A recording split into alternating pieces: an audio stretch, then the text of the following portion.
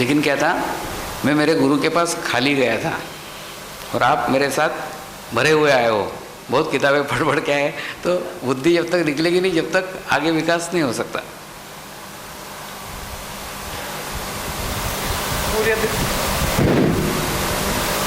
पूज्य गुरुदेव को मेरा नमस्कार। स्वामी जी, मेरे पास 2 प्रश्न हैं, एक पूज्य गुरुदेव से, एक गुरुदेव का ये बच्चों से। पहले गुरुदेव से जो प्रश्न है वो पूछता हूँ, कुछ गलती होगी तो माफ़ कीजिएगा। पहले सवाल है कि मेरा आज्ञा चक्र में, जैसा मेरा एक आदत है, गाड़ी में जाते थे, ट्रेन में सफ़र करते थे, जैसे लाइन में बैठ जाते, जैसा आंख बंद होता है तभी आज्ञा चक्र में कुछ तो होता है। क्या कैसा क्या होता है, आई कैन नॉट एक्सप्लेन, कुछ होता है ऐसा। एक क्वेश्चन है। और दूसरा जो सवाल है अपना स्वामी जी के बच्चे लोगों से, मैं भी उसमें इंक्लूड है। कल स्वामी जी ने गुरु के बारे में बात किया है, लेकिन 2-3 दिन से मैं देख रहा हूँ पूज्य गुरुदेव आया, अपना स्वामी जी को जय बोला तो कुछ आवाज ही नहीं। अपना 80,000 आत्माओं को मिले नहीं इधर। क्यों आप लोग कंजूसगिरी क्यों करते हैं?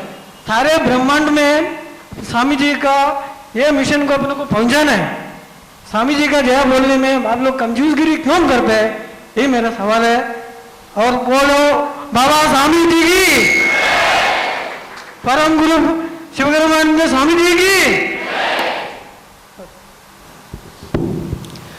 सभी से एक विनती कि लंबा चौड़ा ये सिर्फ अपना प्रश्न ही रख देंगे, 2 लाइन में अपना प्रश्न रख देंगे। जय बाबा स्वामी। जय बाबा स्वामी। मुलुंड सेंटर के संपर्क में हूँ और पहली लाइव शिविर है। उसके पहले मैं मंत्र मतलब गुरु दीक्षा ले चुकी थी, पर मैं बहुत प्रार्थना करती थी कि मैं ध्यान नहीं कर पा रही हूँ, मेरी आध्यात्मिक प्रगति नहीं हो रही है मेरे गुरु से। और यह प्रार्थना जारी थी बहुत समय तक, और उसके कुछ ही दिनों बाद मैं मुलुंड सेंटर के संपर्क में आई और आपने कल कहा कि एक सद्गुरु पे एकाग्रता होनी चाहिए, तो ये क्या है? और एक प्रश्न है कि कल से मेरे हृदय में ये भाव आ रहा है कि आप में शिरडी साईं बाबा का रूप है, और आज ही आपने ये बात कही, तो ये मेरा भ्रम है कि क्या है?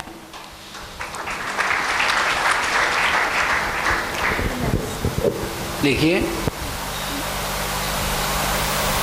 जो शक्तियां पीछे कार्यरत है वो प्रतिबिंबित तो होगी ना।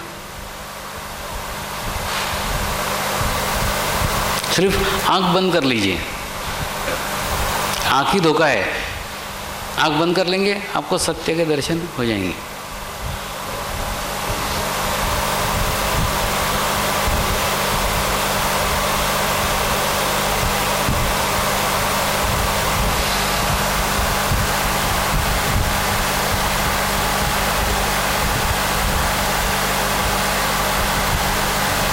अगला क्वेश्चन आप पूछ सकते हैं।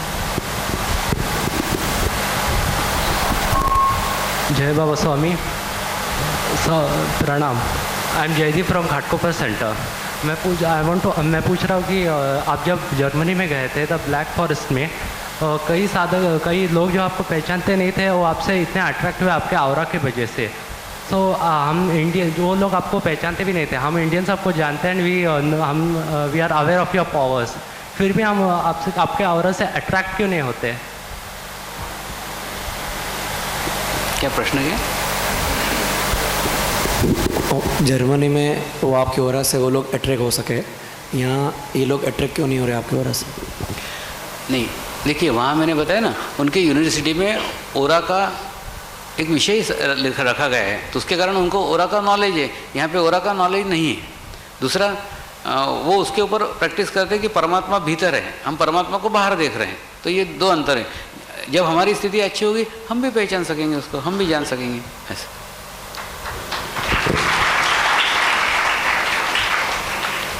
पूज्य बाबा स्वामी जी, मैं जूहू सेंटर की साधक हूँ। आपने 19 तारीख को धर्म संबंधी में कुछ क्वेश्चन है क्या पूछने के लिए कहा था। लेकिन मेरे ख्याल से मैं 3 साल से साधक हूँ, तो धर्म ऐवजी मैं मराठी में बात करना चाहती हूँ की महाराष्ट्रीयन हो, इसके लिए धर्माऐवजी भाषेतच आपली झालेली ओढाताण दिसते. गुजराती व मराठी आपण सद्गुरू आहात तर ह्यावर आपण तोड काढली पाहिजे. उगीच भाषेखातर साधकावर आणि कार्यकर्त्यांवर कोणी आसूड ओढू नयेत, हेवे दावे करू नये, अशी परिस्थिती अशी परिस्थिती निर्माण झाली आहे. तर सामान्य साधकांनी आपला काय सल्ला आहे? प्रश्न काय? म्हणजे तुम्ही धर्मासंबंधी बोलत होतात, पण मला असं वाटतं की जुहू सेंटरवर जास्त करून भाषिकातच म्हणजे मराठी आणि गुजराती ह्या 2 ग्रुपमध्ये मला तरी म्हणजे माझं असं म्हणणं आहे की खूप असे म्हणजे भेदभाव होत आहेत म्हणून.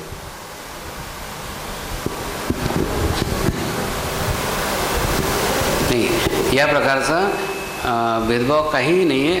आपण जर विश्वस्तरावर कार्य करायच्या गोष्टी करतो आहे, त्या भाषेच्या स्तराच्या गोष्टी खूप गौण आहेत, असे विचारसुद्धा करू नये. तरी पण असं हे वाटतं की खूप म्हणजे मराठी माणसांवर किंवा म्हणजे कार्यकर्त्यांवर अशी वेळ आलेली आहे की म्हणजे त्यांच्यावर असा दबाव आणला जातो आहे, मला असं वाटतं. नाही, तुम्ही यासाठी तुमच्या सेंटरवर प्रार्थना करा. अगला क्वेश्चन. दुसरा प्रश्न आहे, जिवंत गुरुच्या सान्निध्यात या असे आपल्या कालच्या प्रवचनात होते, पण जर जिवंत गुरुचे सान्निध्यच मिळाल्यास बरेच अडथळे असतील तर मग दुसरा मार्ग अवलंबावा लागतो, तर त्याच्यात आम्हाला काय पर्याय तुम्ही देऊ शकता? नाही, जिवंत गुरुच्या सानिध्यात म्हणजे त्याच्याबरोबर राहणं नाही. जिवंत गुरुच्या सानिध्यात म्हणजे जिवंत गुरुच्या बरोबर ध्यान करणं, त्याच्याबरोबर राहायचं म्हणत नाही मी. सानिध्य म्हणजे बरोबर राहणं, सानिध्य नाही आहे. चित्ताने सानिध्यात राहायचं, शरीराने नाही. अच्छा, आणि मला काल तुमच्या ह्याच्यामध्ये कालच्या प्रवचनामध्ये तुमचा गोल्डन ओरा दिसला. हेलो, एक व्यक्ति खाली एक सिर्फ छोटा. हेलो, एक व्यक्ति एक ही पूछो, को चांस दो. कृपया बैठ जाइए. ई लाइन में पूछे क्वेश्चन, अपना अनुभूति मत.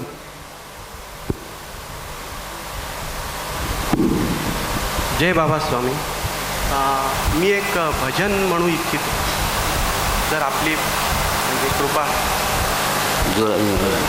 भजन म्हणू इच्छितो. प्रश्न नाही आहे, मला फक्त एक भजन म्हणावं असं वाटतं. म्हणा प्लीज. नाही.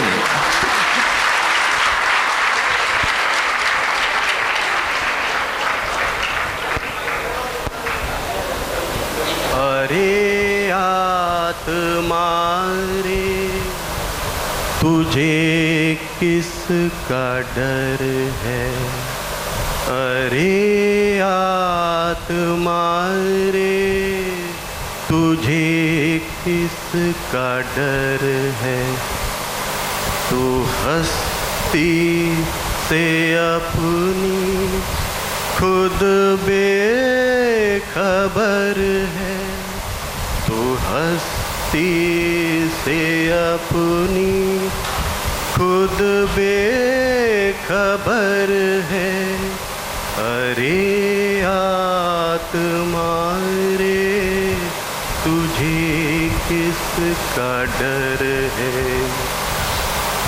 जिस्म को पुराना कहे लोग बूढ़ा, जिस्म को पुराना कहे लोग बूढ़ा, मगर तू सनातन, मगर तू सनातन अनादि अमर है. मगर तू सनातन अनादि अमर.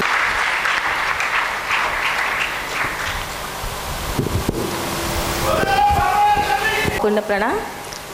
बाबा स्वामी, मैं आपसे श्राद्ध के बारे में कुछ पूछना चाहती हूँ. अभी ये जो श्राद्ध के दिन चल रहे, परंपरा के अनुसार हम जैसे अपने बाप ज़्यादा करते आए वैसे हम जो तिथि के अनुसार नहीं मगर सर्वपितृ अमावस्या के दिन अपने पूर्वजों को जो थाली रखते हैं, उस थाली इतना हम श्रम लेके प्रेम पूर्वक सब उनको जो जो चीज़ें पसंद है वो बना के उनको थाली रखती हूँ कि कौवा आके उनको छुए। मगर कभी कभी ऐसे होता है कि एक भी चीज़ उसमें से कौवा नहीं खाता है कोई भी। तो इसका अर्थ क्या है कि अपने जो माता पिता हैं, दादा दादी, वो क्या अपने ऊपर कुछ नाराज़ है क्या, कि उनमें अपने में कोई कमी है जो हम उनको अच्छी तरह उस दिन नहीं मना सकते। उसकी क्या वजह है, उसके लिए आपके क्या, हमें क्या आपका कुछ मुझे मार्गदर्शन चाहिए उसके बारे में। मैं भूतकाल में ध्यान रखने को नहीं कह रहा हूँ, मैं वर्तमान काल में ध्यान रखने कह रहा हूँ। ये सब बातें भूतकाल की।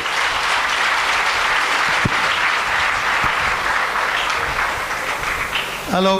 दूसरा क्या है, कई बार हम देखते हैं कि एक आधे भंडारी सेठ मर जाते हैं, उसके बाद में उनका फ़ोटो उनके दरवाजे पे टांगा जाता है और फिर लड़का दुकान में जाते समय बोलता है, भंडारी सेठ जरा मैं जा रहा हूँ दुकान पे, ध्यान रखना। उसके बाद में वो उसका लड़का जब परीक्षा देने को जाना है, फिर वो ये करता, भंडारी सेठ मैं परीक्षा देने को जा रहा हूँ, जरा मेरा ध्यान रखना। तो कहने का मतलब जब भी भंडारी सेठ को याद करता है लड़का, या भंडारी सेठ को याद करता है उसका पोता, तब वो पास्ट में जाता है ना। भंडारी सेठ की यादें सारी पुरानी है, तो पुराने में याद रख के प्रेजेंट में अच्छा नहीं हो सकता। ये भूतकाल की बातें हैं, तो भूतकाल में ध्यान रख के प्रेजेंट कैसे अच्छा हो सकता है, एक। दूसरा, पिताजी थे, अब नहीं है ना, अब वो और किसी के पिताजी हो गए होंगे। अभी भी तुम पिताजी पिताजी करके उनकी टांग खींच रहे हो, उससे जब बोलो कि पिताजी मैं मेरे जीवन में सुखी हूँ, तुम अपनी सदगति को प्राप्त करो, तो उनको नीचे लाने का क्या आवश्यकता है। उनके लिए आप प्रार्थना कर सकते हो, उनके सदगति के लिए। बस उनको बार बार अपने कार्य के लिए इस्तेमाल करना या बार बार अपने कार्य के लिए उनको बताना मेरे हिसाब से उचित नहीं है। और मेरे को कर्मकांडों का कोई नॉलेज नहीं है, मैं एकदम जंगली आदमी हूँ।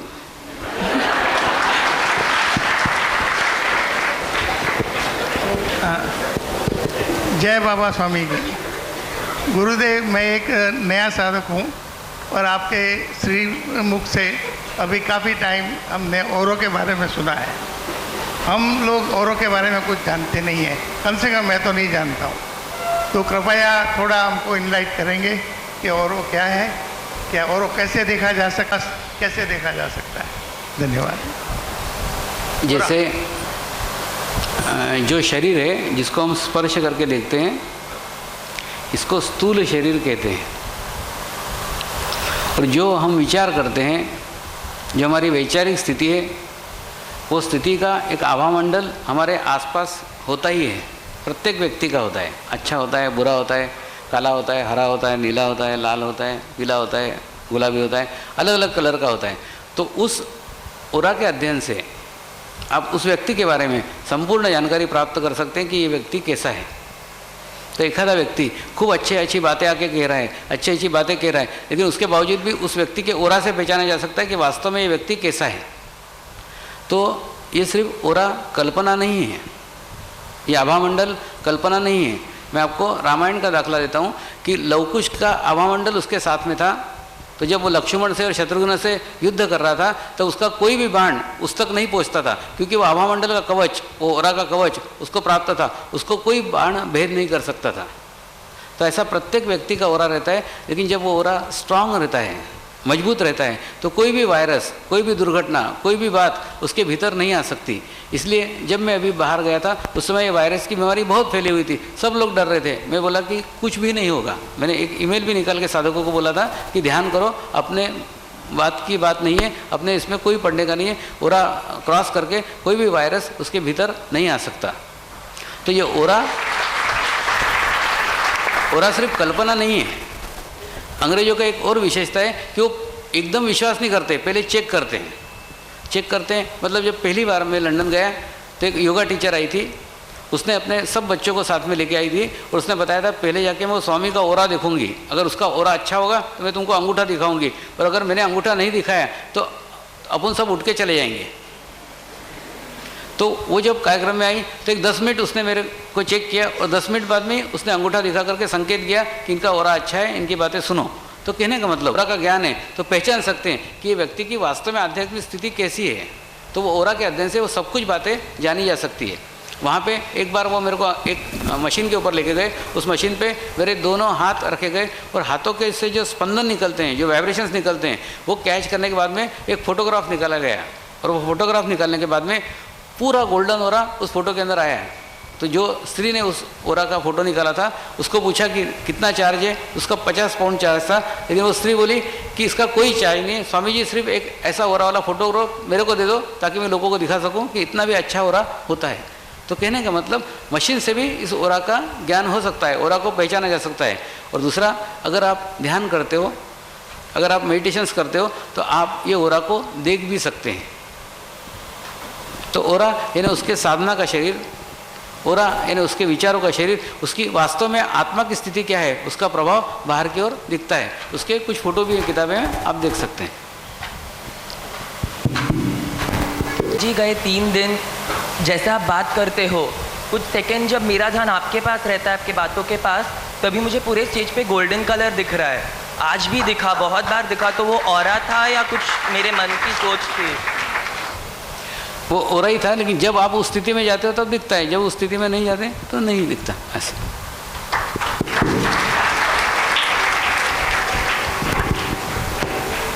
जय बाबा स्वामी। यहाँ से सुनीता दीक्षित का एक सवाल आया है। कुछ लोगों को बैठने को तकलीफ होती है तो वो लेट के मेडिटेशन कर सकते हैं क्या? लेट के मेडिटेशन करने की जरूरत ही क्या है?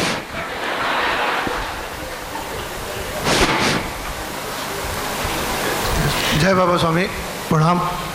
हम लोग जब मेडिटेशन करते थे तो मेडिटेशन के लिए बहुत अच्छा लगता था। हम लोग शुरू में गायत्री मंत्र पढ़ते थे। गायत्री मंत्र का उच्चारण बहुत अच्छा लगता है। बाद में फिर क्या कि उसको बंद कर दिया गया। तो क्या उसका कोई खास कारण है? उसको अपन वापस शुरू कर सकते हैं? क्योंकि कुछ साधक का कहना है कि गायत्री मंत्र शुरू होना चाहिए। तो अगर कुछ ज़्यादा आपत्तिजनक नहीं हो तो क्या हम लोग शुरू कर सकते हैं? देखिए, ध्यान की प्रक्रिया सिर्फ 3 मंत्र है। अब उस स्थिति तक जाने के लिए आपको जो जो जोड़ना है आगे जोड़ लीजिए, लेकिन मेडिटेशन सिर्फ उतना ही है। तो क्या बोलते हैं, जैसे मैं बोलता हूँ एक 15-20 मिनट भजन करो, भजन करने के बाद में मंत्र बोलो, जैसे जैसे आपको आपकी जैसी आवश्यकता है वैसे करो, इसलिए उसको कोई प्रतिबंध नहीं है। नहीं तो फिर अपना पहले सेंटर में था, चालू था, तो सेंटर को कुछ इंस्ट्रक्शन आया कि गायत्री मंत्र नहीं कर सकते हैं, ऐसा कुछ है क्या? नहीं कर सकते मतलब मैंने बताया ना, मेडिटेशन सिर्फ उतना ही है। उसको जोड़ना है, ऐड करना है तो जोड़ सकते हो ऐसा। और दूसरा, सेंटर पे नहीं होता तो आप आपके घर पे ध्यान करते हो तो मंत्र जोड़ के करो, है कि नहीं? जय बाबा स्वामी। बाबा स्वामी को सादर प्रणाम। जब भी मैं ध्यान में बैठती हूँ ऐसा लगता है मैं ऊपर ऊपर जाती हूँ, और जब कैसेट वगैरह पे ध्यान होता है सेंटर पे, कैसेट ख़त्म होती है उसके पहले ही मैं नीचे आ जाती। वो ऊपर जाती तो कुछ ऐसा दिखाई नहीं देता कि कुछ है या नहीं, खाली प्रकाश वगैरह वैसा ही दिखता है। बाकी आप भी साथ में रहते हैं बहुत बार, लेकिन बाद में आप नहीं दिखते, मैं अकेली दिखती, फिर बाद में ख़त्म हो जाता है। वो ऐसा एक्चुअली मेरा साथ सिर्फ बाबा गाड़ी है, बाद में आपको ही आपका रास्ता तय करने का है।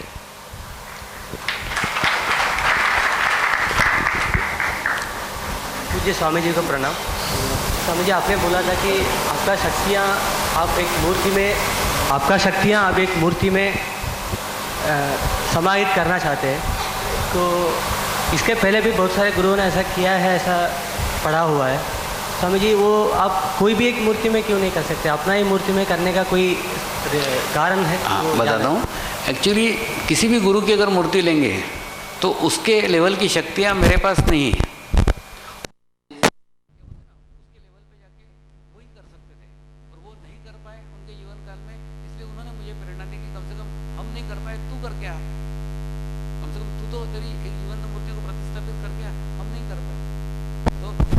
जैसे कल्पना करो कि गौतम बुद्ध की मूर्ति है, खुद गौतम बुद्ध अगर उसको प्रतिस्थापित करते तो उतनी शक्ति आज कोई भी नहीं डाल सकता, कि उनके बराबर की मूर्ति की शक्ति किसी के पास नहीं है। या महावीर स्वामी खुद करते तो महावीर स्वामी अपने मूर्ति को जितने वाइब्रेट कर सकते थे उसका कोई व्यक्ति उतना कर नहीं सकता है, क्योंकि वो उसके उतना काबिल नहीं है, उसके लेवल का नहीं है। तो और दूसरा, शक्तियाँ नीचे की तरफ जाना चाहिए, ऊपर की तरफ नहीं। अपने से पावरफुल व्यक्ति को अपन वाइब्रेटेड नहीं कर सकते, अपन अपने समकक्ष को कर सकते हैं। और जो सिर्फ पत्थर है, वो पत्थर तो हमारे समकक्ष नहीं है ना। जय बाबा स्वामी, अब हम प्रश्न की समाप्ति करते हैं, क्योंकि आज हमें